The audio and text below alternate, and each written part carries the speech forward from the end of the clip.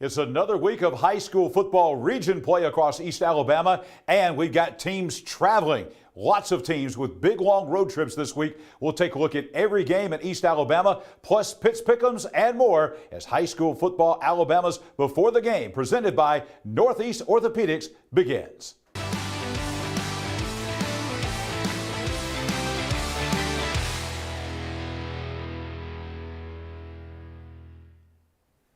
It's high school football Alabama's Before the Game, presented by Northeast Orthopedics on this football Thursday night. John Holder, Tommy Wood with you to preview every game in East Alabama. Don't forget, Namath Pitts will be in with Pitts Pick'ems a little bit later on. Tommy, this week of the 36 games involving teams here in East Alabama, 22 of those involve teams traveling at least 1 hour. There are a lot of long road trips this week. Even though it's region play, this is almost like a playoff week this week as far as the travel goes. It really is. A lot of fans going to be hitting the road, a lot of teams on the road as well, and it's going to be a great week. A lot of good matchups coming up this week as well. Let's dive in and begin looking at games across East Alabama. One of those 1 hour road trips is going to involve the two P's, Piedmont and Plainview, taking place in Rainsville. Look at this, Plainview 0-2, Piedmont at 0-3. Battle of defensive gurus here, Jonathan Miller of Piedmont and Jeremy Pruitt, the defensive coordinator at Plainview. Just a couple of years ago, Tommy, he was the head football coach of the Tennessee Volunteers. Yeah, again, he's making his impact there with Plainview. You see there, 7-4, Plainview leads the series, but Piedmont has not lost to Plainview in 20 years. So that's something to remember there. Also on the other side, you got Plainview. They're lost to Geraldine, which we know they're playing some good football right now. Absolutely. Both teams desperately need a win. It's a big region game, big win, a big game for both of these teams coming up. Just down the highway, couple hours from Rainsville, we take you down to White Plains, Robertson Field. Another team traveling about an hour. The Hanley Tigers of Roanoke come to White Plains to take on the White Plains High School Wildcats. Hanley, that big win last week against Jacksonville at home. Now coming in to take on a White Plains team who is looking for their first win. White Plains had an open date last week, so they've had 2 weeks to get ready. And I would think that even Blake Jennings would say you need all 2 of those weeks to get ready for this Hanley football team. Well, Hanley and Jacksonville, what a game last week. They win in that game. And you talk about Hanley, Cannon Kyle's the quarterback, 157 yards passing, another 111 rushing, but it was that defensive front that came up with a big play there at the end to preserve the victory as they get a sack on Jim Owl of Jacksonville. So a big win there for Hanley. On the other side, White Plains just glad to be at home. Their first game at Robertson Field. And we've got another big game involving 2 teams that are going, to be quite honest with you, in the opposite direction right now. Donahoe coming off a 66-0 loss at the hands of Raglan last week, coming back home, but look who they get. You get the Wadley Bulldogs, who are 3-0. Wadley coming off that huge win, a very impressive win against state-ranked Spring Garden last week, 41-7. Wadley is rolling. Donahoe right now struggling in this game here in Anniston. Yeah, let's be honest. Wadley's playing as well as anybody in Class 1A right now. Again, they've got Frisco Robertson, just love the name. This guy had another couple of interceptions, another 2 touchdowns last week for the Bulldogs. On the other side, Donahoe's rushing defense has really struggled, and enter Wadley's Jaquez Wilkes, who's one of the top running backs in the state. Another game that on paper anyway looks like it may be a mismatch, and that is going to be homecoming at Lamar Field in Oxford. Oxford Yellow Jackets taking on the Huffman Vikings. Oxford breaking into the top 10 this week in the ASWA poll for the first time. Huffman, Tommy, not only 0-3, they haven't scored a point. They've lost 40-0, 65-0. 58-0. They have not even been competitive, and this Oxford football team is getting better every week. And no need to break out the calculator. That's 163 points to nothing that Huffman's been outscored already. On the other side, you've got Oxford. Of course, Mason Mims is an outstanding quarterback, but D.K. Wilson, and I'm going to say this because it makes me feel old because I broadcast his father's games years ago. D.K. Wilson had 3 touchdowns last week. If they get that running game going at Oxford, they're going to be tough to handle. Interesting game coming up here in Class 3A Region 4. Welborn, another team that had an open date last week, 2 weeks to get ready. And at the beginning of the season, you think, well, they don't need 2 weeks to get ready for Beulah. But Beulah's 2-1 and coming off maybe the biggest win they've had in years as they beat Sachs last week down at Beulah. 38-24. Homecoming on the hill at Walter Welborn, and Welborn searching for their first win, also their first region game coming up. kind of an interesting game here, Tommy, between Beulah and Welborn. Absolutely. You look at this game, Beulah only has that one loss, and that was to Lochapoka, which you look at Lochapoka, they're undefeated. So they're a good football team. Beulah has much improved over years in the past. I understand they got a big, strong offensive line. That fits right in with what we always say about Welborn, man. There's going to be a battle in the trenches going on top of the hill. We have 9 games in the state of Alabama, Tommy, this week that involve ranked teams playing each other. 3 of those 9 games, 1/3 of those games, taking place right here in East Alabama, and this is one of them. Number 7 in 4A, Jacksonville. Number 10 in 4A, Anniston. Big rival game, Golden Eagle Stadium in Jacksonville. Jacksonville has won 8 of the last 10 meetings, but it's been Anniston lately that has had Jacksonville's number. A lot of hype about this game going on and a lot of talent on the field for both Jacksonville and Anniston. Man, folks have been waiting on this one for a while, and you talk about these two, when they get together, it seems like fireworks every time. On the one side, you got Gavin Doss. He's getting better and better at quarterback for Anniston. Also, that running game is a little bit better last week than the week before. You see that improving as well. On the other side, Jim Ogle continuing to getting it done for Jacksonville, about 257 yards passing last week against a tough Hanley defense. Again, this is going to be a shootout. 3A Region 4, we've alluded to that already with the Welborn-Beulah game.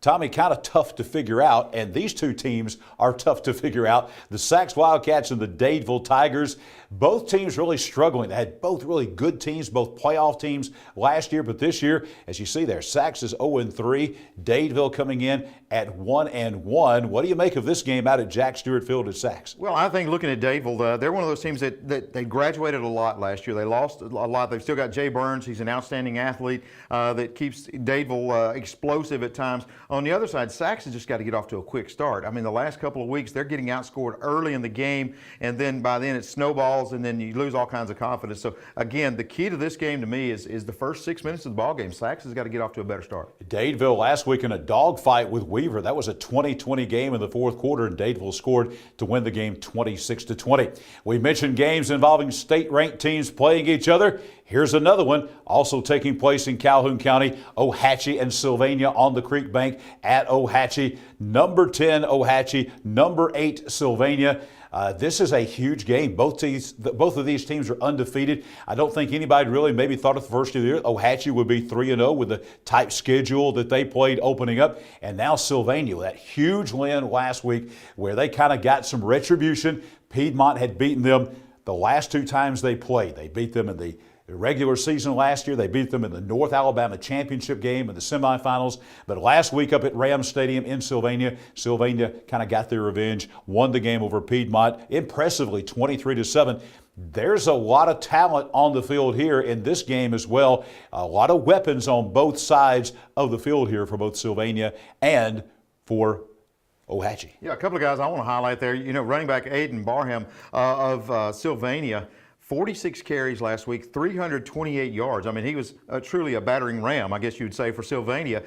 He was just, again, unstoppable. He is a huge key to that Sylvania team. On the other side, Jesse Baswell, again, had 150 yards rushing. He had an interception. He also recovered a very important onside kick. He's playing well. This game is going to be so fun to watch this week. It really is. And you got what Coach Chris Finley on after the game here on Facebook and YouTube, our Friday night show, what he called the four-headed monster, the quarterback Jake Robertson. You mentioned Jesse Baswell. Then, of course, you got Colby Hester and Nate Jones, the little dynamite running back. So a lot of weapons there from Ohatchee. An interesting game. So we're going to be at a lot of these games shooting highlights. That'll be one game that we'll be at and bring you highlights of tomorrow night on After the Game. Another game that we'll be at bringing you all the highlights will be this game between Alexandria and Lincoln at Death Valley and Alexandria. Valley Cubs have played probably as tough a schedule as anyone. They have played, opened up with Cherokee County, the number 2 team in 4A on the road. They played that Jacksonville team who's ranked in the top 10 in 4A on the road. Then they played number 5 in 5A Moody at home last week.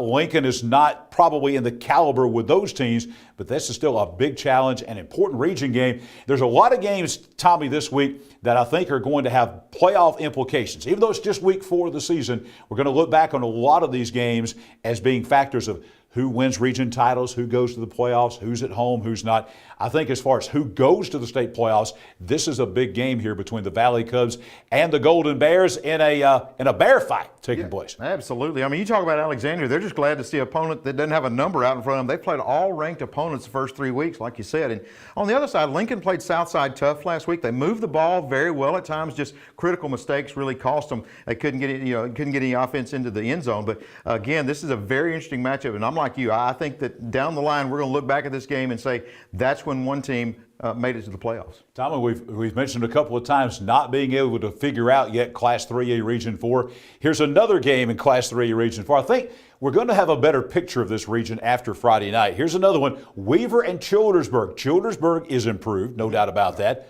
But Weaver also, I think, is improved over last year.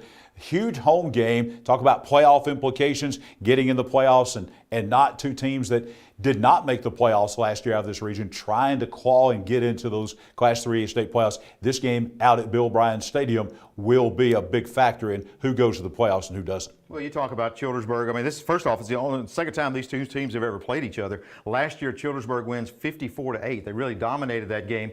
But on the other side, as you said, Childersburg has improved, but Weaver, to me, is one of the most improved teams I've seen so far. They've got 2 losses by a combined 10 points, playing much more physical. And again, it means more to these folks at Weaver right now. They are really getting after it. So again, it's going to be fun to watch this one. And if you start talking about the playoffs, these are some games you got to have. There are 6 teams in Calhoun County, believe it or not, that have yet to win a game. But this next team is one of those that has not lost a game as of yet, and they've been playing a lot longer. They started playing all the way back in the second week in August. We're talking about the Jacksonville Christian Thunder, 4-0 already. They'll be at home with Victory Christian Mississippi, who just played their first game of the season last week as they come over from Columbus, Mississippi. I think Jacksonville Christian has a great chance of going 5-0. Oh, you go with the experienced team. And again, they're past the midway point of their season. They only play 8 games. They're week number 5 for them. And on the other side, Victory put up 52 points. They've only played that one game. I like JCA in this one. JCA keeps it rolling, it looks like, up at Tommy Miller Field in Jacksonville.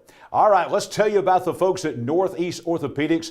Every Saturday during the football season, they have the Sports Injury Clinic at their Gadsden location. They'll open the doors at 7:15. 7:30 is when it actually begins. They also this year are now the official sports medicine provider for Jacksonville State University and Jacksonville High School. They just opened up their new location at 800 Pelham Road South in Jacksonville. And they are great supporters of high school and college athletics in East Alabama. Northeast Orthopedics, Sports Clinic, and Physical Therapy, keeping you in motion. When we come back, we'll continue journeying through East Alabama as we preview all the games here in the east side of the state coming up as Before the Game rolls on this Football Thursday night, presented by Northeast Orthopedics. Whether you're cheering for your team or chasing a personal fitness goal, nothing is more frustrating than an injury that keeps you from the things you love.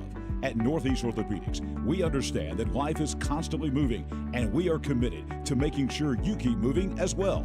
No matter your orthopedic need, Northeast Orthopedics has you covered with 6 convenient locations and 7 highly skilled surgeons. Visit us at northeastorthopedics.com for more information. Northeast Orthopedics, keeping you in motion.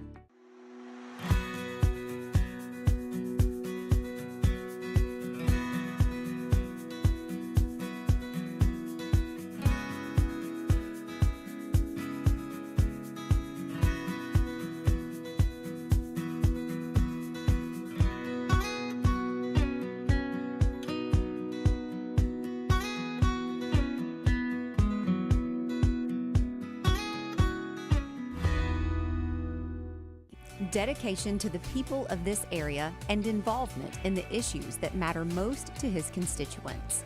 These are the characteristics of State Representative Randy Wood. Randy was a small business owner for almost 4 decades. He's a member of the Weaver Lions Club, Fraternal Order of Police, and served 6 years in the Alabama National Guard. State Representative Randy Wood, proudly serving the people of District 36 since 2002. It's been almost a year since East Alabama Now Local News began telling you what was happening in your community and on your street. That's right. Local makes such a difference. And the great part is you can participate with us. Every weekday evening around 6:30 on either Facebook or YouTube, East Alabama Now, local news comes straight to you. Be sure to join us. Visit us on our Facebook page or our YouTube page. It's not local without you. Your news on your schedule.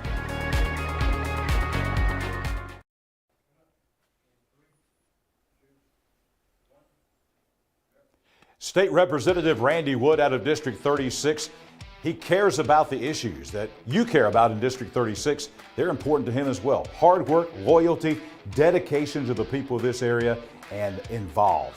These are all the characteristics of State Representative Randy Wood, a longtime supporter of young people in schools and high school athletics here in East Alabama, bringing you Before the Game, presented by Northeast Orthopedics. John Holder, Tommy Wood with you on this football Thursday night, previewing all the games here in East Alabama. One of the surprise teams of the year, the Pleasant Valley Raiders. They are our reigning Team of the Week, our Ted's Floors and Beyond Team of the Week after that win against West End last week. We'll be at Pleasant Valley tomorrow morning to present the Tough Guy Trophy from Awards to Remember. We'll also be out there with the score shirts, and we've also got coming up, Ted's brings those shirts along as well.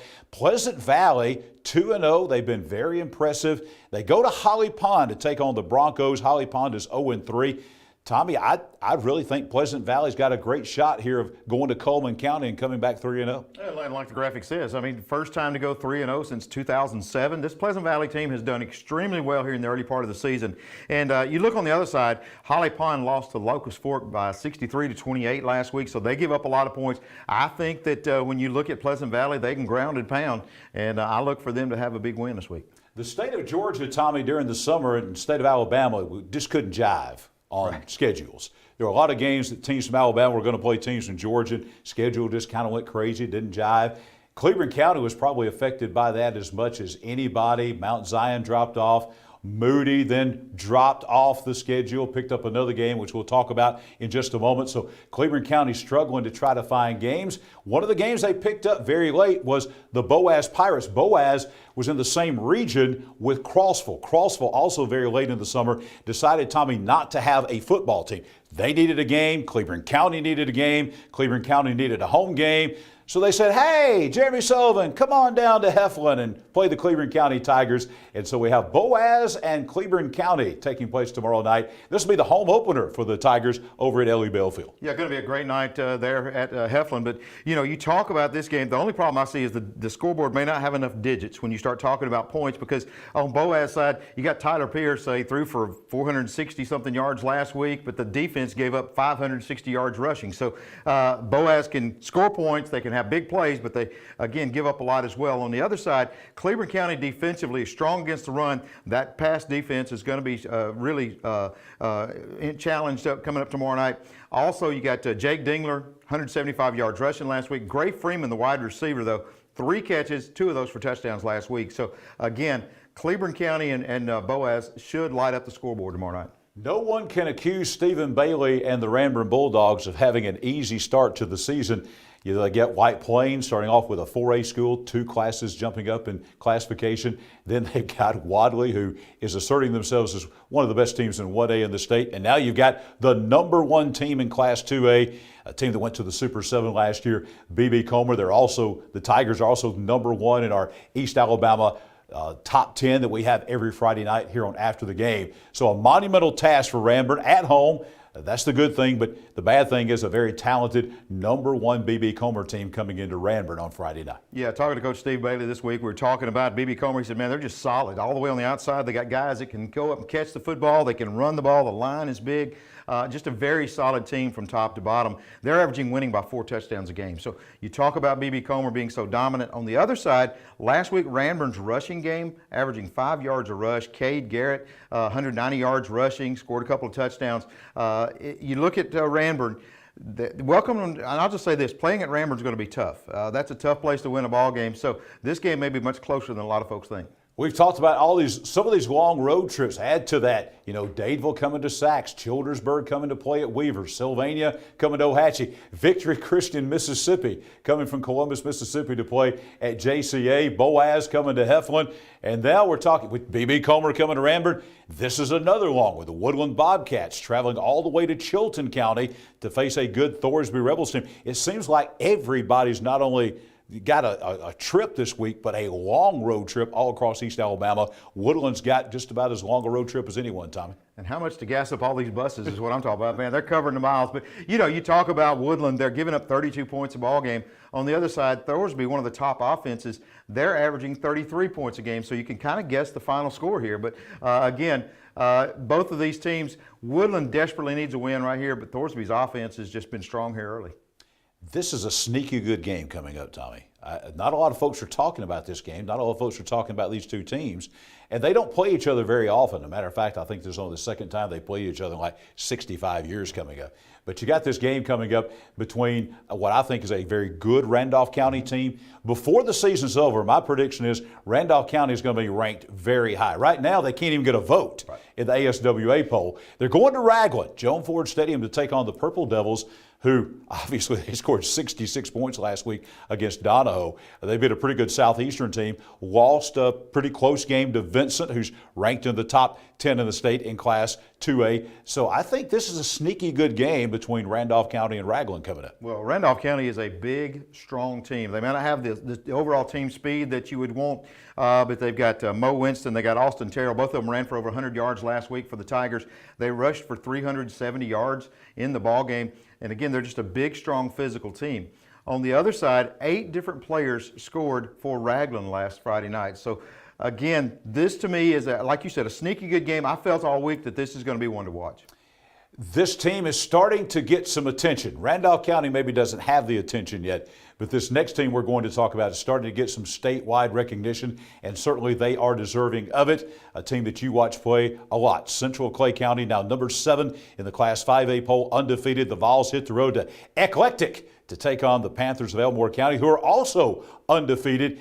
But the Panthers, as you see right there, they have never beaten the Vols. They are 0-5 all time. Your take on this game, you'll be at this game coming up tomorrow night. Well, I look at Elmore County, and again, they've put up a lot of points in the first few weeks, and you got to wonder about the defenses that they've been facing. But again, their average dropped to 51 points a game last week because they only scored 35 against Sylacauga. On the other side, Clay Central, that win over Benjamin Russell really stands out to me because I saw a dominant offensive line. I saw a team that can really just get nose to nose and just blow people out on the offensive line. They ran for 300 yards last week against Tallahassee. Now keep in mind, it was 41-0 at halftime, so the second half, the clock ran. So, you shorten your game considerably. If the clock stops, Clay Central's probably got over 400 yards rushing, but that's going to be a good ball game. It's on the road. Elmore County, they've circled the wagons. I think the thing they said we're going to shock the world this week. So it's going to be a lot of fun to go down to Elmore County tomorrow night and watch that ball game. 5A Region 4, only 6 teams, which means every game is important, including this game, Sylacauga. We talk about another hour-long road trip. Sylacauga going down to Chambers County to take on the Valley Rams, the Valley Sportsplex. Sylacauga still looking for their first win of the season and their first win of the Chris Smelly era. Valley, I think, got an underrated football team. Yeah, I think so. Last week, quarterback Cam Dooley, the big win over Beauregard, they win in overtime, and I was checking on the game, and Cam Dooley, the quarterback, played every snap and every special team play in that game. He never came off the field, leading that Ram team to a huge region win over Beauregard. On the other side, Sylacauga's had some injuries in their skill people. They're still trying to get them back. Some may be back this week, but right now, Valley, to me, like you said, underrated. I think that they're going to be one of those teams that in that region, everybody's going to have to play their best to beat. Let's move down to 2A from 5A now, and let's move down the road from Sylacauga over to Farm Links Field in Fayetteville. Fayetteville with another tough task coming up. The number 6 team in the state in 2A, always a very talented team. The Vincent Yellow Jackets coming into Fayetteville. Yeah, Vincent, the last 2 weeks have outscored their opponents 86-0. And so, I mean, they're playing extremely well. Vincent on a collision course, I guess, with B.B. Comer on down the line. I mean, man, when Vincent is playing well, they are doing a great job, and they're continuing to just dominate their opponents. So Fayetteville's got an uphill climb tomorrow night, but again, should be a good ball game. I guess we'll call this next game the Battle of Alpine Bay coming up. Talladega County Central and Winterboro. Winterboro had an open date last week, getting ready to go over to Howell Cove to take on the TCC Tigers. As the crow flies, these two teams are not very far apart. Big rival game, traditional game that these teams have played for a long time. Winterboro has dominated the series lately. As you see there, they've won 6 of the last 7 meetings. Well, Winterboro, you talk about them. They need this win if they want to go to the playoffs. It's simple as that. They need to get this win. Talladega County Central has hit some really hard times. They've lost 27 in a row going into tomorrow night. And Winterboro, again, they'll be focused trying to get that Region W. Well, as always, around the great state of Alabama, we have games taking place not only on Friday night, but we have Thursday night games. So tonight, ASD is on the road there in Jackson, Mississippi, taking on the Bulldogs of Mississippi School for the Deaf. ASD looking for another win in Deaf School League play, and they should be a big favorite in this game. Well, let me compare you some scores here. ASD doubled up Oklahoma School for the Deaf last week, 32-16. A few weeks back, Oklahoma destroyed Mississippi. So I think ASD has a really good chance to win this ball game. Again, Silent Warriors win this one. So you're saying the trip up I-20 back from Jackson to Talladega will be good for the ASD Silent Warriors. Absolutely. One more game to look at in this segment right here, and this is a game that has a few interesting storylines. Talladega going to Munford, both teams looking for their first game, and this is Bill Smith, head coach at Talladega, kind of heading back to his old stomping grounds at Munford to take on the Lions. This is a key region game in that tough Class 4A Region 4. You got to feel like that at this point in time right now, this is for playoff survival as tough as Class 4A Region 4 is. Right. If you want to stay in contention, you got to win this ball game. It's simple as that. And, to tell you how this series has changed, Talladega won the first 16 meetings, and then Munford has won 8 of the last 9. So Michael Easley last week, very complimentary of his team, the way they gave effort, taking on Anniston. You saw that game. You and I talked about it. Munford played extremely hard. You talk about the two. It's really a rivalry game, and like I said, for playoff survival. Battle of Highway 21, two schools about 15 miles apart. When we come back, we'll continue previewing games coming up all across East Alabama and around the state as well. And hey, Namath Pitts, he's standing by. He's right over there. He's getting ready for Pitts Pick'ems coming up as we roll on with high school football Alabama's Before the Game, presented by Northeast Orthopedics. Dedication to the people of this area and involvement in the issues that matter most to his constituents. These are the characteristics of State Representative Randy Wood. Randy was a small business owner for almost 4 decades. He's a member of the Weaver Lions Club, Fraternal Order of Police, and served 6 years in the Alabama National Guard. State Representative Randy Wood, proudly serving the people of District 36 since 2002. It's been almost a year since East Alabama Now Local News began telling you what was happening in your community and on your street. That's right. Local makes such a difference. And the great part is you can participate with us. Every weekday evening around 6:30 on either Facebook or YouTube, East Alabama Now Local News comes straight to you. Be sure to join us. Visit us on our Facebook page or our YouTube page. It's not local without you. Your news on your schedule. Whether you're cheering for your team or chasing a personal fitness goal, nothing is more frustrating than an injury that keeps you from the things you love. At Northeast Orthopedics, we understand that life is constantly moving, and we are committed to making sure you keep moving as well. No matter your orthopedic need, Northeast Orthopedics has you covered with 6 convenient locations and 7 highly skilled surgeons. Visit us at northeastorthopedics.com for more information. Northeast Orthopedics, keeping you in motion.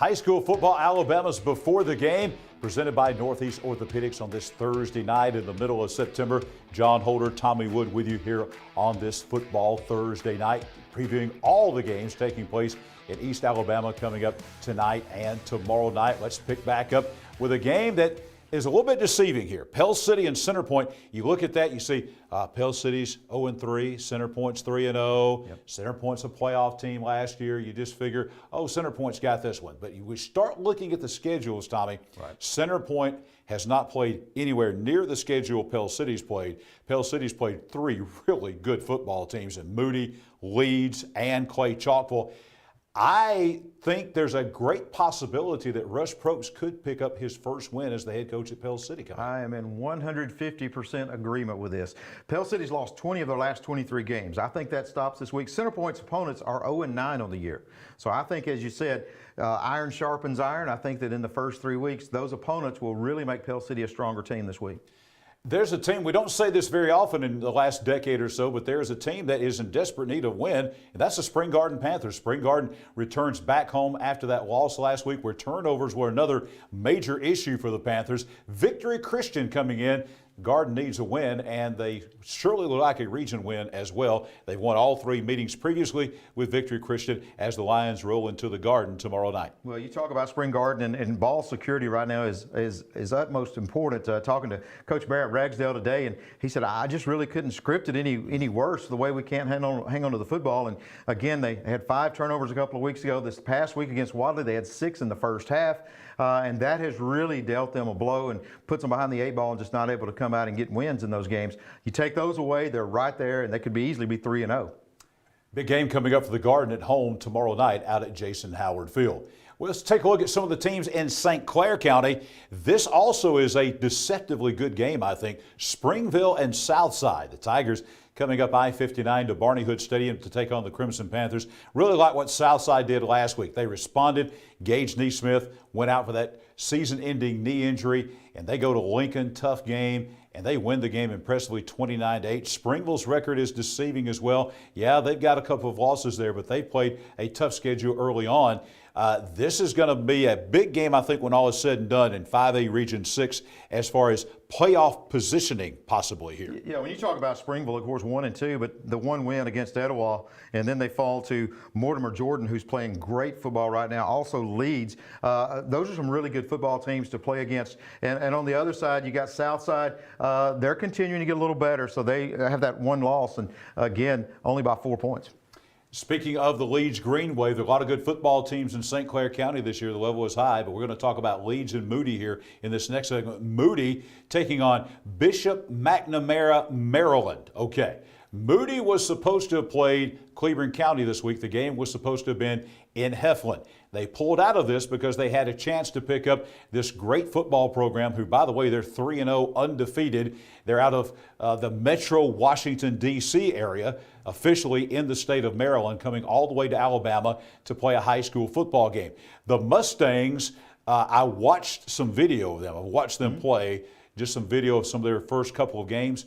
Tommy, this is a really talented athletic football team coming from Maryland down to Moody. Well, they've yet to give up a point. That tells you how good they are defensively. They average 40 points a ball game, but yeah, they are an outstanding team coming down here to take on the Blue Devils. Moody's been kind of banged up lately. I think in the secondary, had a few guys out last week, so still trying to put some pieces together there for the Blue Devils, but what a challenge they face. Yeah, and you can't really mention they've come tied with each other the last couple of years. Moody and Leeds, Leeds, Moody, all that kind of stuff. So let's go ahead and take a look at Leeds now at home against St. Clair County. Leeds, the number 9 team in the state in Class 5A. They'll be at home. Homer Smilesfield taking on St. Clair County. Leeds has won 4 straight in the series. St. Clair County, they got a win this year. That's big because they did not have a win last year. They beat Asheville in their opener, but now they're trying to get a region win. I think that's the big thing here, but they've got a tough task against a very good, again, Leeds Greenway football team. Well, Leeds is the team that their only loss is to Mortimer Jordan, which I said was playing great football. On the other side, St. Clair County's got a quarterback named Landon Smith. He is young, but he is going to be a great one there at St. Clair County. Early in the region play, teams are jockeying for position. We've mentioned that in a lot of regions. That is also true in Class 4A Region 6. The Asheville Bulldogs trying to get their first win, going to Coleman County to take on the Huntsville Bulldogs in a battle of Bulldogs. Asheville's won 2 of the 3 meetings. This is a game, I think, Tommy, where Asheville could go in and maybe steal one on the road. Yeah, they've got a shot. They've got to get that defense shored up. They're giving up 40 points a game in each of the 3 losses. On the other side, Huntsville fell to Aniana last week, but at one point, midway through the 3rd quarter, it was only a 9-point game.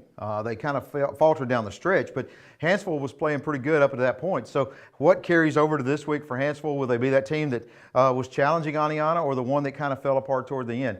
But Asheville, if they can get some defense going, they've got a chance to get that W. We're already early in the season, but we've mentioned some teams that need a win. We've got some teams that have not won a game yet. And this next game coming up, Tommy, we've got 2 teams that are desperately in need of a win. Sandrock and Section, both teams 0-3 coming into this. This is a hard one to pick because right now, neither team has been real impressive here. You see, Sandrock has dominated the series. They lead the Lions and winning 13 of the last 15 games. The game is at Russell Jacobway Stadium at Sandrock. Section and Sandrock, it's a region game. Both teams desperately needing a win in Class 2A play. Well, the Section quarterback Josh Varner has been playing better. He's getting better and better every week. That's going to give them the chance right there. On the other side, Sandrock last week, they just fell behind so early. They just couldn't bounce back. And again, they lost big. But again, Sandrock's got to find a way to get off to a good start. Another important factor in this game. Tommy, we mentioned 3 games in East Alabama, 3 of the 9 games in the state involving ranked teams playing each other. This is one of those. Cherokee County and Aniana. Number 2 center at home, Bobby Joe Johnson Field. Number 8, Aniana. The last time they met on this field was Black Friday. Last year on Thanksgiving weekend, the North Alabama Championship game in Class 4A. Aniana had beaten Cherokee County 17-14 when they played at Gilbert Stadium at Aniana regular season. But the rematch was all center. I was at that game. Center wins that game 42-21, goes on to the Super 7. So now here's a rematch of a rematch of a rematch. The series is tied 12-12-1 as you see there. Aniana 2-1 with a bit of an upset loss to a very good Dora team. Cherokee County has been rolling. Their defense is very good. As a matter of fact, our Grub Mart muscle team this week from last week was the Cherokee County defensive line. They're very good. This is going to also have the marquee matchup between the 2 running backs, Corneo and Bothwell. Just they're so legendary now in East Alabama that you just say Corneo and Bothwell and folks know who you're talking about. Yeah, absolutely right. This is kind of the key matchup. It's the game within the game when you talk about these 2 young men because they carry their teams. And you talk about Cherokee County defensively, only 3 touchdowns they've given up all season. So that strong Cherokee County defense could be the difference. But what a fun game this is going to be. That place will be packed. As you said, such an evenly matched, the series at 12-12. And like we were talking about Leeds and Moody a few minutes ago, when you say one, you know the other right here because these 2 have competed so strongly in the past. Well, about 6 miles up Highway 9, cross the bridge over the lake, Cedar Bluff and Galesville getting together one more time. And Tommy, look at this, 88 times. This will be the 88th meeting of the Tigers and the Trojans coming up. These 2 teams only about 5 miles apart. They just don't like each other very much. It's going to be a great game coming up, and both these teams really need a win. Cedar Bluff's got to win. Galesville right now just trying to score some points. They have not scored a point yet, 0-3. This is always a great competitive game, though, because Cedar Bluff and Galesville, when you played each other 87 times, now the 88th time, a lot of pride on the line in this 1A matchup. Well, and it's amazing what pride can do. I mean, when you talk about Galesville, they've not scored a point yet, but when you face your rival and you know someone so well and you really want to beat them, I think sometimes you play a little better. A little more motivation could really help this Galesville team right now. I think scoring points early for them would be huge. But again, you look on the other side, Cedar Bluff, they need a win if they want to try to stay in the playoff race. The Hoax Bluff Eagles answered the call last week. They got beat soundly by Southside to open the season, but they bounced back strongly, beat their arch rival Glencoe 47-7 last week, and now they have another stern test. They go to Sand Mountain Coolidge-Isbell Stadium to take on the number 7 team in the state in 3A, the Geraldine Bulldogs, who have been very, very impressive. And Tommy, Geraldine right now only giving up 3 points a game. They're the number 1 defense in Class 3A in the state. I think they're something like the number 3 defense in the state of Alabama in any classification. Hoax Bluff trying to go to Sand Mountain and see if they can score some points against the Bulldogs. Well, and you talk about Geraldine, that 3-0 record is not against weak teams. They have played a tough 3-game schedule, and they've come out on top and been dominant. So I'm very impressed with the way they're playing. So again, you talk about that Geraldine team. Hoax Bluff on the other side got the running game going last week, 350 yards rushing, and again able to get that W. So it's going to be very interesting to see how much they can move the football against Geraldine. In the last decade or so, Tommy, how many great football games were there between Ohatchee and Piedmont, between Steve Smith and Scott Martin? Well, they're not at Ohatchee and they're not at Piedmont anymore. Now Steve Smith is at Westbrook, Scott Martin is at Glencoe, but they're playing each other again, just with 2 different schools. Big rival game in Etowah County, big region game in 3A Region 6, Westbrook and Glencoe at Jack Osborne Memorial Stadium tomorrow night. Well, for Glencoe, Aaron Mann is running the ball very well. He's getting better. 125 yards rushing last week. He's a big key for that Glencoe offense. On the other side, you got the quarterback, Carroll, for Westminster Christian. He is starting to adjust to the Steve Smith system. You can see it. He's getting better every week. Had over 200 yards passing last week. So, again, big region matchup there. Alabama Teachers Credit Union, ATCU.com. I know, there's checking, there's free checking, but how about checking that pays you? It's called, the great program they have is called Alabama Teachers Enhanced Checking Account, and it actually pays you to have a checking account. That's great. ATCU.com to learn more about Alabama Teachers Enhanced Checking Account. That's ATCU.com. Alabama Teachers Credit Union, bringing you before the game and our bottom line, our scores on Friday nights on After the Game. We'll be back with another round of games, take you around East Alabama and around the state, and Namath Pitts is waiting with his picks coming up.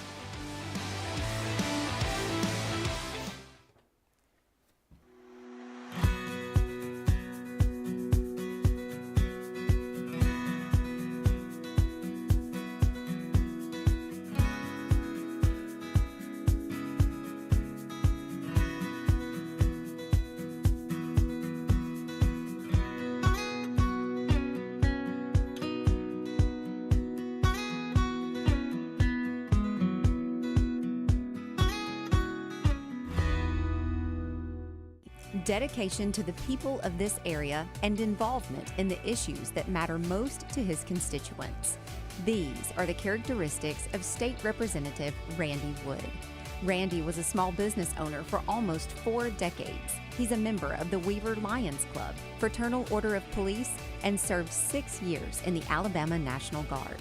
State Representative Randy Wood, proudly serving the people of District 36 since 2002. It's been almost a year since East Alabama Now Local News began telling you what was happening in your community and on your street. That's right. Local makes such a difference. And the great part is you can participate with us. Every weekday evening around 6:30 on either Facebook or YouTube, East Alabama Now Local News comes straight to you. Be sure to join us. Visit us on our Facebook page or our YouTube page. It's not local without you. Your news on your schedule.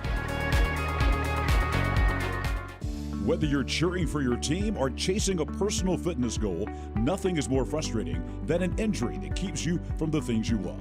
At Northeast Orthopedics, we understand that life is constantly moving, and we are committed to making sure you keep moving as well.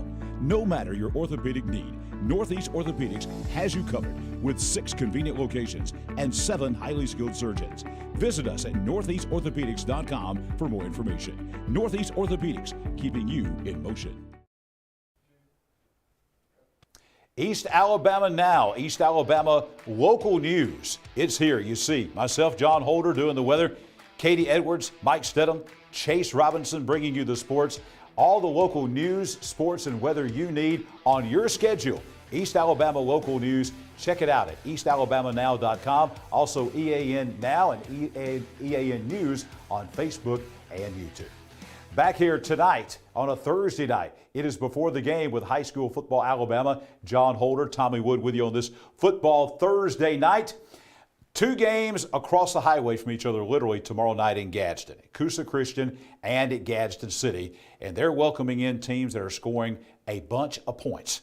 Decatur Heritage comes in 3-0 undefeated, and they are averaging just a shade over 50 points per game to take on a Coosa Christian team who I feel like that number 10 rating is way too low in Class 1A. They may be the best 1A team in North Alabama. This is one of those games, Tommy, we were talking about that there would be games even this week in week 4 that might determine a region championship before it's over. I think this is that game between Coosa Christian and Decatur Heritage. I think the winner of this game is going to win the region. Well, and you talk about the top 10. Coosa Christian could make a statement tomorrow night if they can get this win over Decatur Heritage. Like you said, coming in averaging 51 points a ball game. Joseph East for Coosa Christian is running wild. I mean, he had a great night last week. I think it was 19 yards per carry for that young man. So if he can keep that going this week against Decatur Heritage and get a win, I think all of a sudden, where Coosa Christian maybe lost some of the limelight early in the year, that spotlight will be right back on them. Now, Lee of Huntsville will have something to say about this, but Tommy, I think this is probably another region title game coming up just across 759 at Titan Stadium coming up tomorrow night. Gadsden City and Fort Payne. Titans have never lost to Fort Payne. They shut them out last year up at Fort Payne. Keep that in mind. They shut them out last year, 18-0 at Fort Payne. Fort Payne comes to Titan Stadium tomorrow, averaging 55 points a game this year.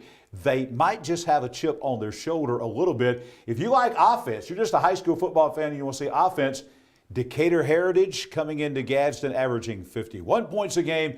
Fort Payne comes in across the highway averaging 55. You can go to those two games and see all the offense you want, but I'm just real impressed by Gadsden City. But this is going to be a great game, I think, coming up with the Titans and Wildcats. Well, they're getting better quarterback play each and every week at Gadsden City, and that seems to be the difference. Again, you're going to have to play some good defense tomorrow night if you're the Titans. But again, playing them at home right there, but like you said, across the road from each other, those scoreboards are going to be lit up there on 459. And we'll have the head coach of the Gadsden City Titans, Ollie Smith, will join us live tomorrow night on After the Game to talk about that big Gadsden City-Fort Payne matchup in Class 6A, Region 8. A lot of games going on real close to each other in Etowah County. Got a game at Westbrook, got a game at Coosa, got a game at Gadsden City, got a game at Jim Glover Field and Attala. Etowah Blue Devils with interim coach Blake Bone leading the team. They won last week at Asheville, a region win, 42-13. Fultondale coming to town to take on Etowah on Friday night. Yeah, Fultondale's lost a couple of games to Holtville and Carver. They lost a couple of close games there. On the other side, I'm impressed with Etowah, the way they bounced back. They really focused on themselves last week. A lot of adversity, a lot of things to overcome, and they come out and get a big win over Asheville. So Etowah continuing to improve, and we'll see if they can continue that this week.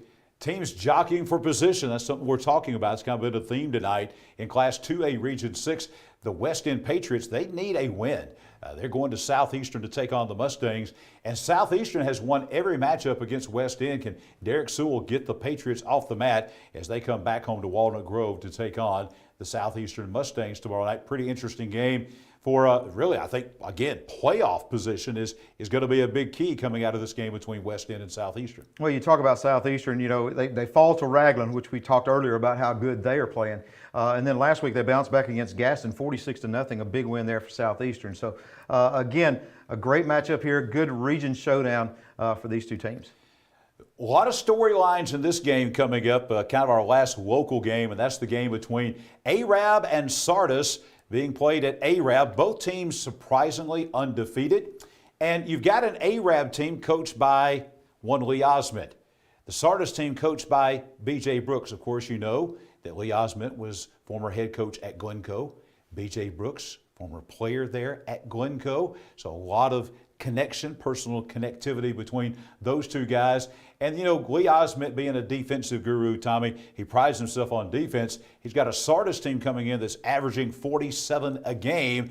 But I'll tell you, Lee Osment has said, even though Arab last year went deep in the playoffs, they were the surprise team probably in the state, he thinks this football team might be better this year at Arab. Well, Lee Osment, I looked this up and I was amazed by this. He is the winningest coach in Arab since the mid-'60s. Wow. Since you and I have been born, he is the winningest coach there for the Arabian Nights. He has really turned that program around. They are playing extremely well. And on the other side, you've got Sardis. They've not started 3-0 since 2015.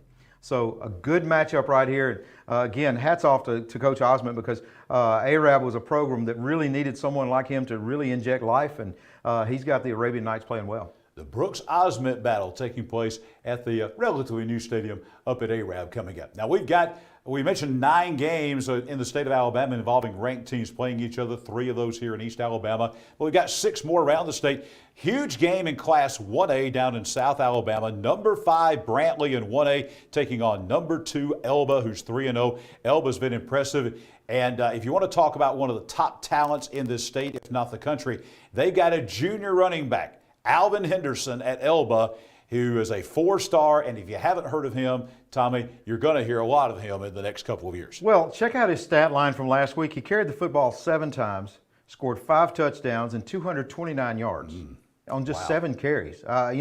Again, he is a phenomenal talent there. On the other side, when you talk about Brantley, it's a tough place to play. But Elba, if they can get Henderson involved like that, I don't think anybody can touch him. Elba's looking like they may make a serious run at the Super 7. And when you come out of the South in Class 1A, that's saying something. Elba, very, very strong this year in Class 1A in South Alabama. Let's jump up a classification now and talk about Reeltown and Goshen. Goshen lost to Highland Home last week, that big matchup that we talked about here before the game last Friday night.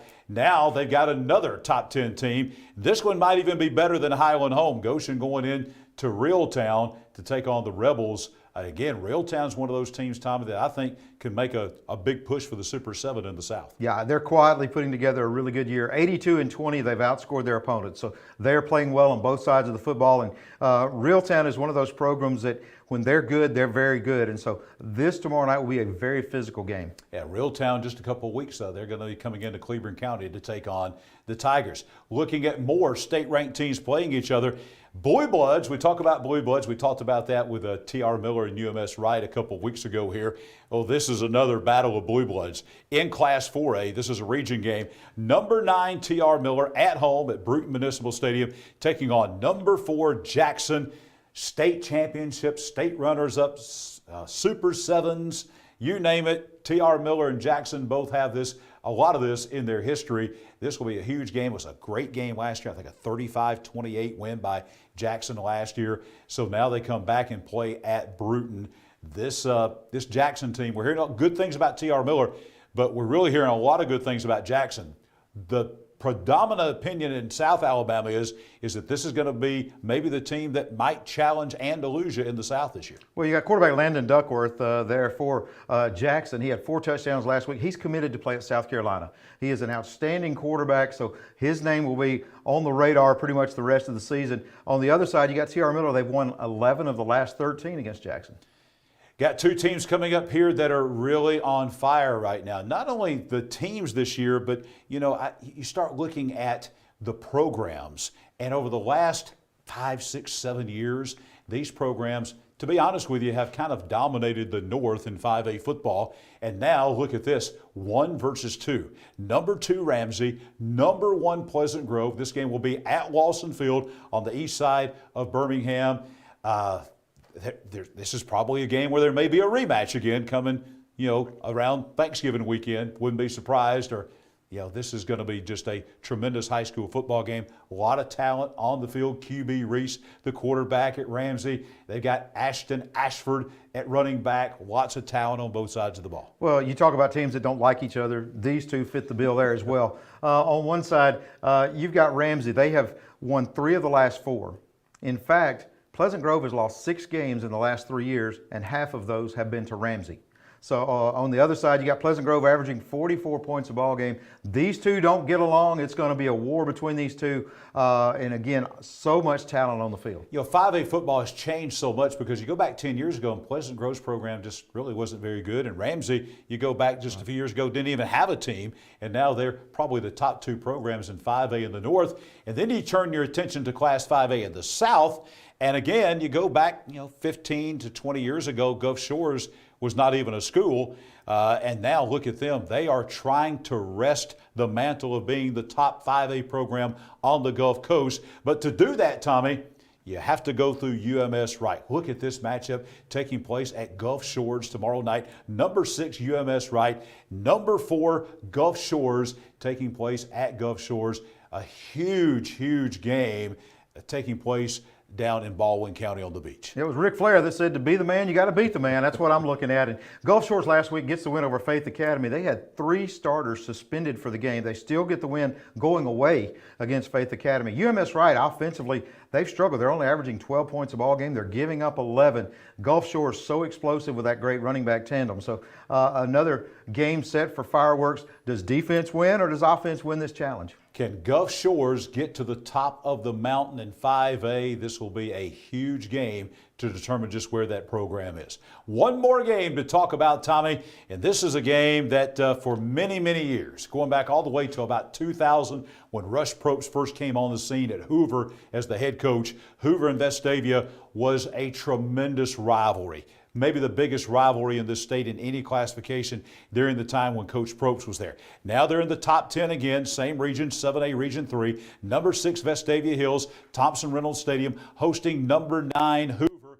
Hoover has had their way with Vestavia Hills. As a matter of fact, Vestavia won in 2015. That's the last time they've beaten Hoover.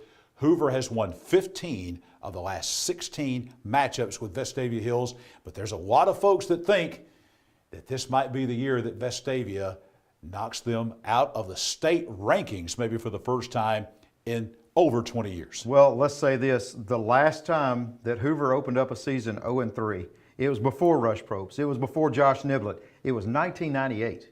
That is a long time to open up going 0-3. They have never done that since.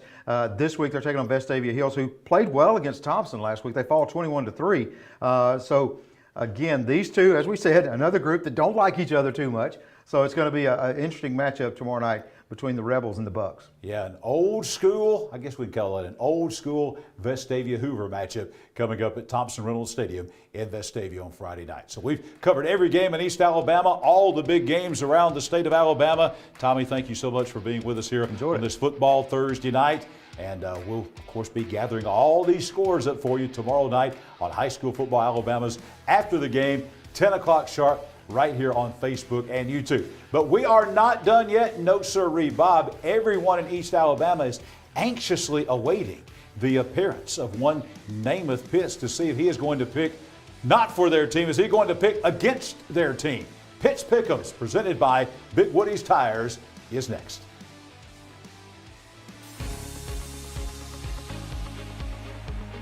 It's been almost a year since East Alabama Now Local News began telling you what was happening in your community and on your street. That's right. Local makes such a difference. And the great part is you can participate with us.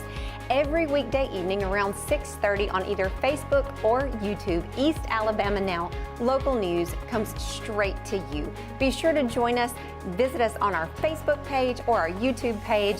It's not local without you. Your news on your schedule. Whether you're cheering for your team or chasing a personal fitness goal, nothing is more frustrating than an injury that keeps you from the things you love. At Northeast Orthopedics, we understand that life is constantly moving, and we are committed to making sure you keep moving as well. No matter your orthopedic need, Northeast Orthopedics has you covered with 6 convenient locations and 7 highly skilled surgeons.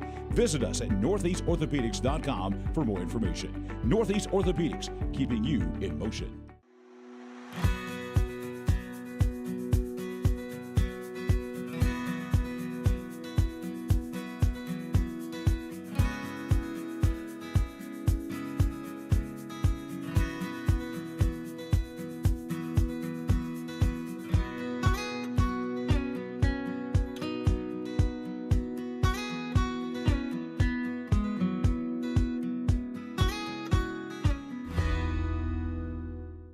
Dedication to the people of this area and involvement in the issues that matter most to his constituents. These are the characteristics of State Representative Randy Wood. Randy was a small business owner for almost 4 decades.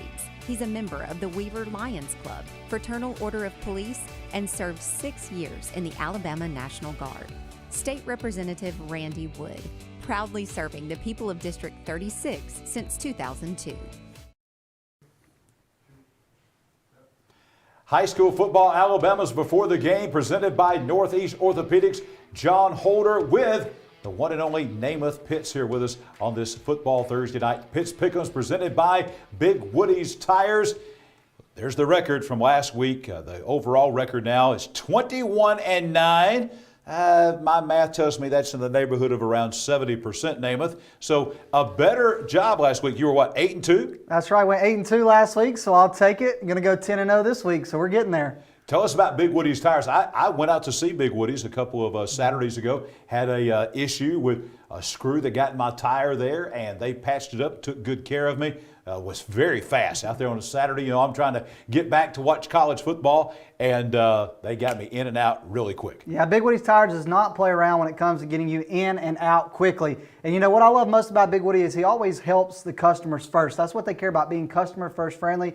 We're talking about Big Woody's Tires on Highway 202 in Anniston. It's the orange and black shop. That's Gary Woodard. That's the owner of the shop. Again, it's the orange and black shop. And you know what's crazy, John? Is they've been serving the families of this community since 1987. They have new and used tires. They have fast, convenient services with the best prices. I don't know what he charged you, John, but I'd like to imagine it wasn't too much.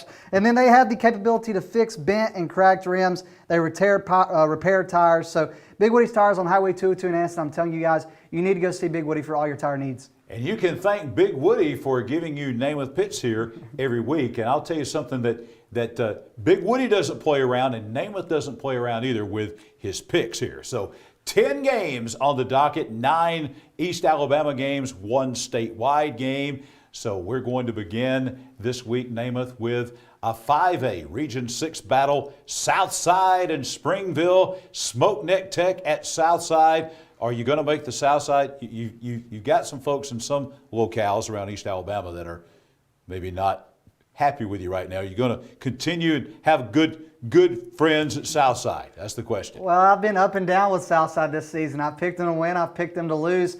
And last week, I got to be honest with you, not having Neesmith at quarterback worried me, but this team's defense, I didn't give their defense enough credit last week, John. Their defense looked really good against Lincoln. They looked really good against Oaks Bluff when I saw them, and they had every opportunity to beat Guntersville, so they could be 3-0. Now, Springville's record, don't let that fool you. This is a team like y'all talked about earlier. You know, they played Mortimer Jordan. They've played some interesting games, Etowah. But, you know, I look at experienced quarterback Jake Connor, and he gives them a chance to win this game.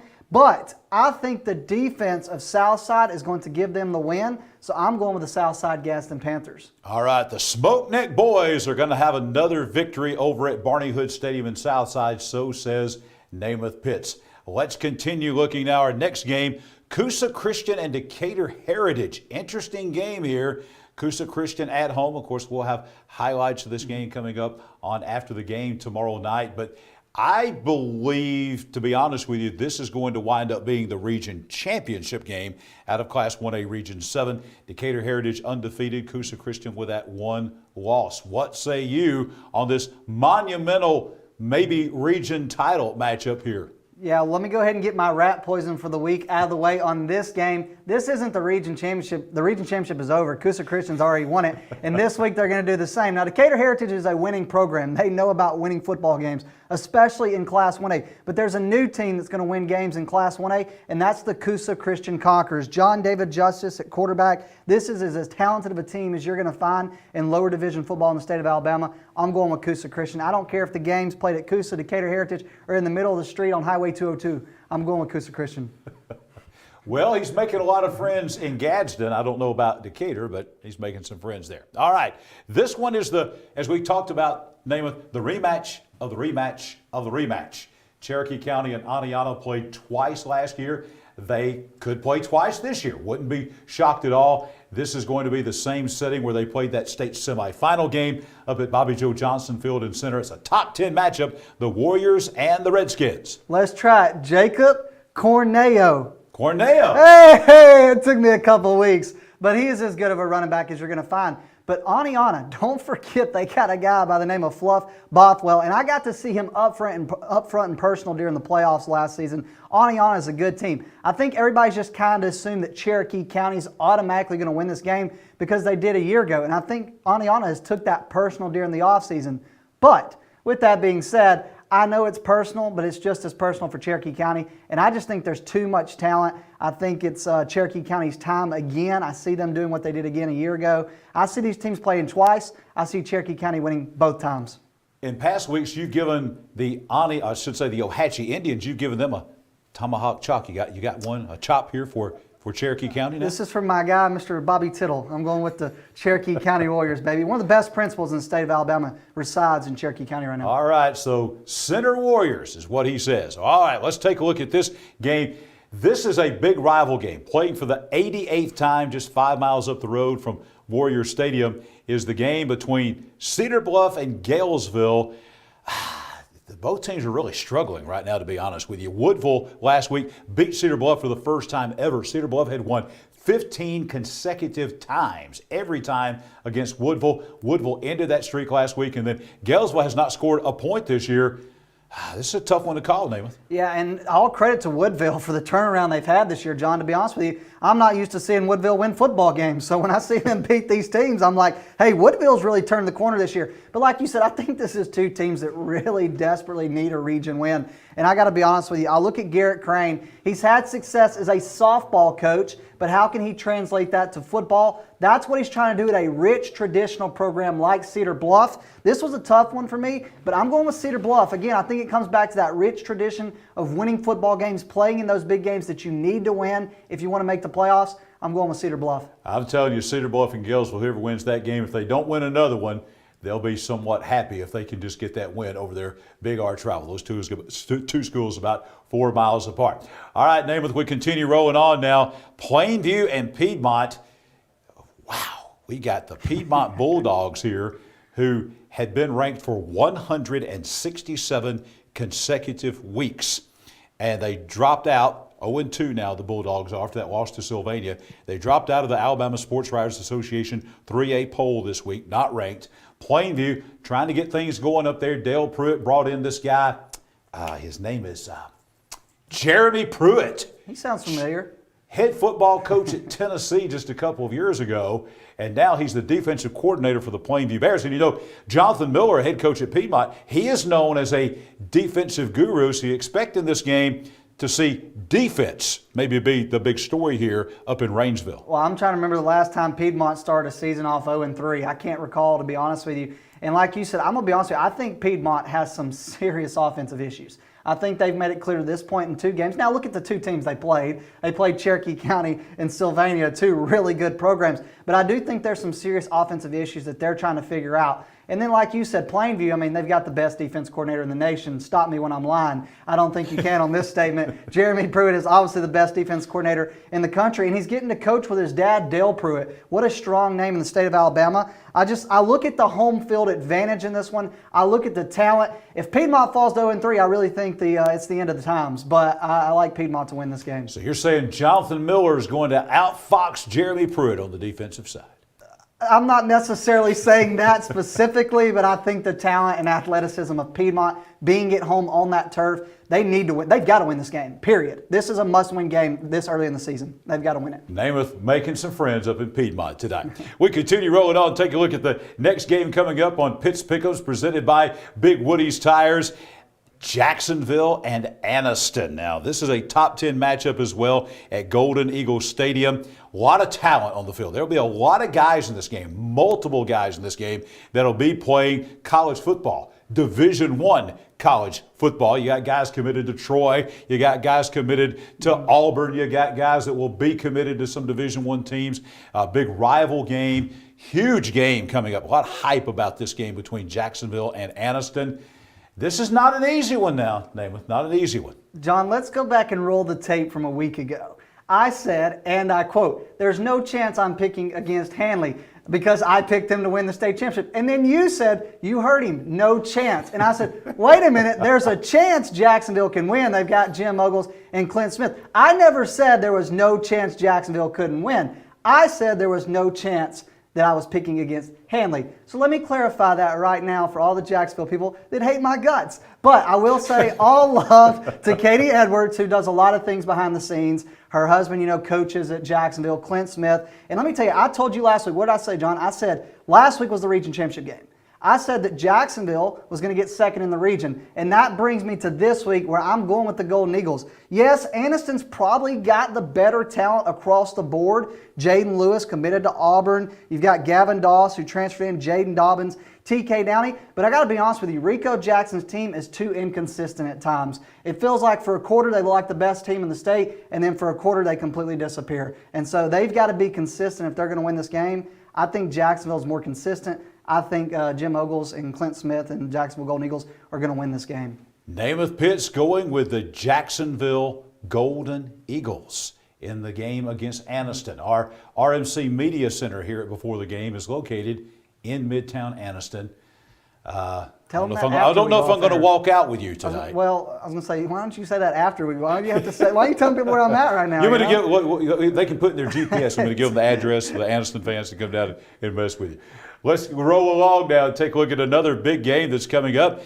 This is the game that, as June, July, this game was not on the schedule because Cleveland County had an open date, and Boaz thought they were going to play Crossville. Crossville didn't have a team, so Boaz is looking for a game. So Jeremy Sullivan, the former JSU coach and player, bringing his Boaz Pirates team down to Cleveland County. Cleveland County is 2-0. This is the home opener at L.E. Bell Field. Interesting game here between the Pirates and Tigers. If you want to go blind, go to Cleveland County Friday night because them lights are going to be going crazy like every other second because this is going to be an offensive firework game. There's going to be a lot of points scored in this game, and it really comes down to quarterback play for me. And I feel like Boaz has the better quarterback. They've got a really underrated running back in Presley Fant. Now, the biggest reason I'm going with Boaz, I'm going to give a little bit of a shout out here, Principal Chris Hayes. He was my principal at Walter Wellborn High School, really good friend of mine, and he's now at Boaz. I'm going with the Pirates. So Namath's taking the friendship route. You folks in Heflin see he's picking his friends there from Boaz against Heflin. I'm also going Boaz because I think they're the better team. But yes, let's go with that if it makes them not dislike me as much. Cards, letters, emails, texts, all that. Direct those, you folks in Heflin, to Namath Pitts. Namath Pitts picking at gmail.com.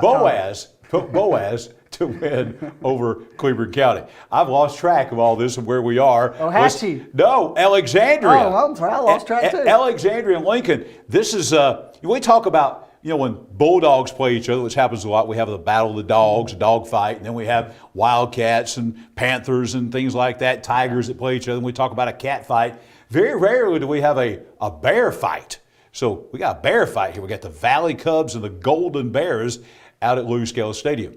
I've never watched a bear fight, so I don't know what happens when two bears fight. Night, yes. But, I'm looking at the coaching matchup. I think these are two good coaches in Zedeker and Ginn. I think Alexandria is hungry for a win. We just don't know what Lincoln team's going to show up. You could go either way on this one.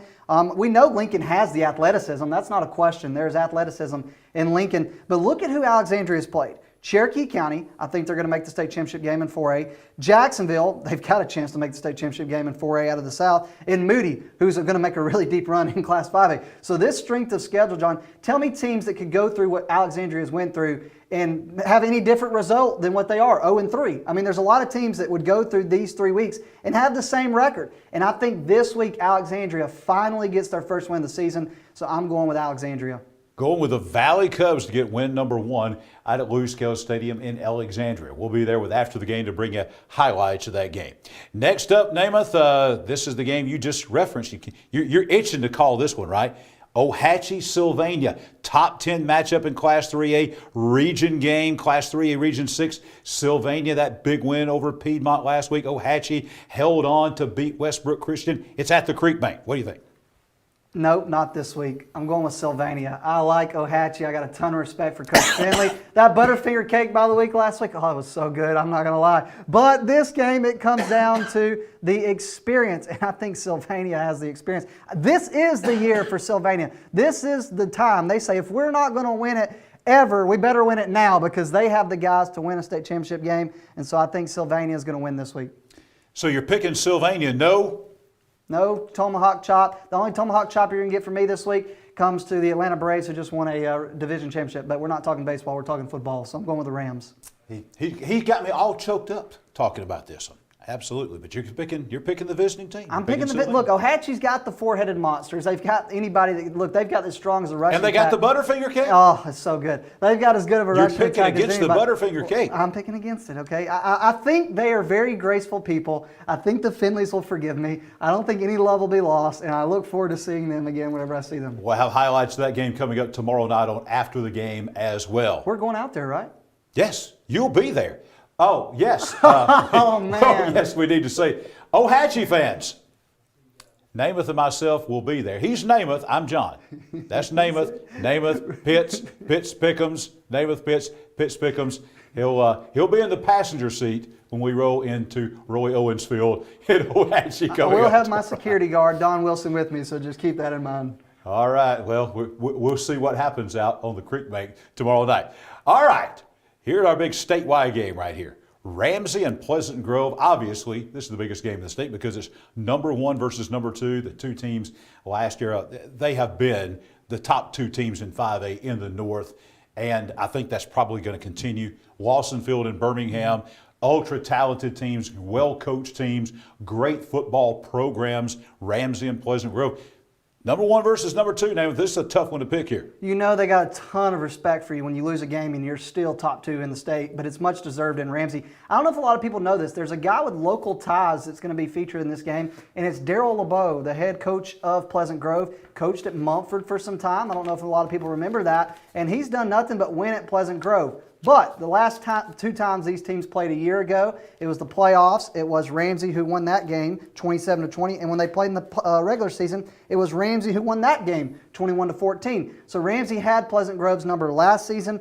And I got to be honest with you, Ramsey lost to a really good Parker team. They've got a really good running back in Ashton Ashford. They got a really good all-state linebacker in QB Reese. Yes, that's QB, like the quarterback, Reese. But I'm going with Ramsey to win this game. Ramsey Rams, the defending state champion in Class 5A, and you're picking them to beat the Pleasant Grove Spartans. I think that's probably a good pick out there at Lawsonfield in Birmingham. All right, that is it. Your 10 picks. 8-2 last week. He's 21-9 overall. Look for Namath at Ohatchee. Coming up tomorrow night. He'll also be at Welborn tomorrow night. We're going to Welborn? Going to Welborn. Go Panthers, baby. Let's go. All right. He's not shy about his fandom for the Walter Welborn Panthers. We'll be coming to the Creek Bank and the Hill, 2 storied locations in high school football here in the state of Alabama. For Tommy Wood, Namath Pitts, our entire hard-working high school football Alabama team here with you on Thursday night. We will see you back here tomorrow night, 10 o'clock, Facebook and YouTube for all the scores, highlights, guests. The Wadley High School cheerleaders will be live with us in studio and a whole lot more as we have After the Game tomorrow night, presented by the Calhoun County Commission. And this has been Before the Game, presented by Northeast Orthopedics on this football Thursday night. Have a good evening.